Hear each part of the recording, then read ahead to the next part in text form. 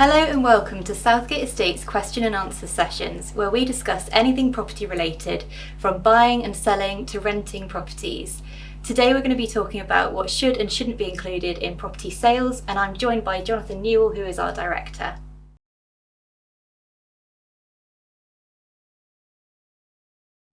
First of all, why is it so important to get this right? Getting the fixtures and fittings right is something that will take so much stress out of the whole transaction. It's something that shouldn't cause any anxiety, but so often we find that people get so stressed about silly little things. It's just not necessary, and if it's dealt with carefully and reasonably, then your whole transaction could be a lot smoother. So what are the rules in the UK on this matter? Do you know, there are no hard and fast rules on this matter about what should and shouldn't be included. So it really comes down to convention. The only rules that are there are referring really to the advertising. And basically, if we say in our particulars that something's included, then it should be included. If nothing is said, well, then it's really up for grabs. What we do find, though, is that quite differing opinions can come into this. So some clients will think an item should always be left, others will think it should always be taken. And that's where we run into problems. Is there one item in particular that always causes problems? There are a few items that cause problems almost every time, and that can be everything from curtain rails in some instances to whether you should leave the fuel for the log burner. But I think the one item that always causes an issue is the Victorian clothes area. If you've got one of those, then that will be the item that the buyer wants and the seller wants to take with them as well. So should they be left or taken?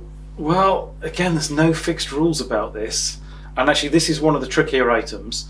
Again, refer to the particulars. If you've put it in the particulars, then they need to stay.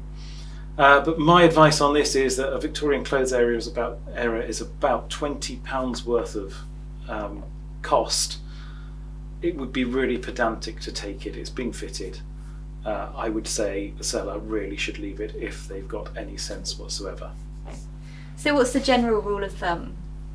I think the easiest way to picture it is if something's attached to the property, then it really should stay. I've heard it said by some people that if you took the house, turned it upside down, would it fall out?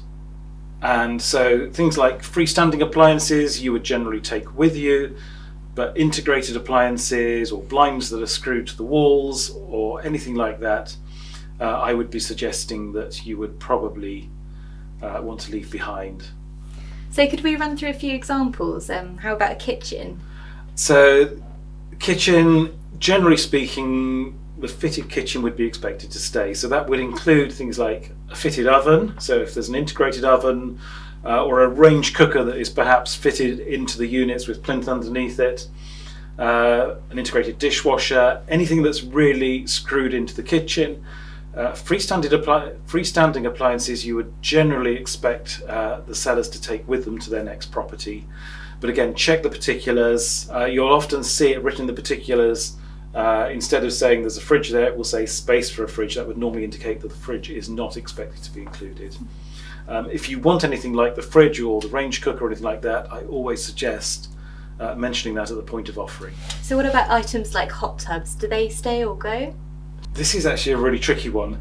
The one thing to bear in mind with hot tubs is that not everybody wants a hot tub. And actually the last two houses I can think of with hot tubs, the issue has been the other way around, that the buyers have actually asked for them to be taken away because they can cost quite a lot to get removed. One instance we had to have one craned over the garage because it had been put in before the garage was built. So again, they've probably got more value to the seller to take them on. But at the same time, that's something that just needs discussing. They're expensive items, so I would expect if there is something like a hot tub, you need to discuss that when you put your offer in. We are offering this much to include the hot tub. But at the other end of the scale, we then get things like toilet roll holders, which actually the damage caused by removing those is far greater than the cost of a new toilet roll holder. So yeah, item by item, you need to think about what's right and what's wrong here. And what about more general items like carpets and curtains?